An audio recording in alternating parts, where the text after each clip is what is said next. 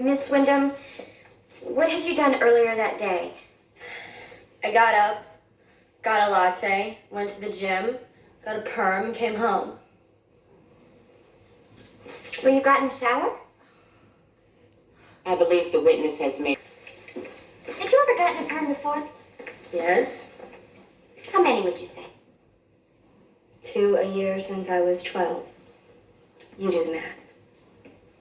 You know, a girl in my sorority. Because I got wet? Exactly. Because isn't it the first cardinal rule of perm maintenance that you're forbidden to wet your hair for at least 24 hours after getting a perm at the risk of deactivating the ammonium thioglycolate?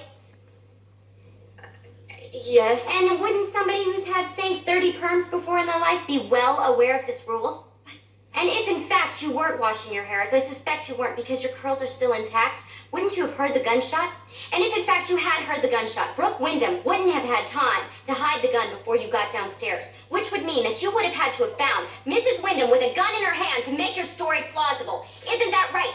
She's my age. Did she tell you that? How would you feel if your father married someone who was your age? You, however, had time to hide the gun, didn't you, Chetney? After you shot your father. I didn't mean to shoot him. I thought it was you walking through the door. Take the witness into custody, where she will be charged for the murder of Hayworth Wyndham.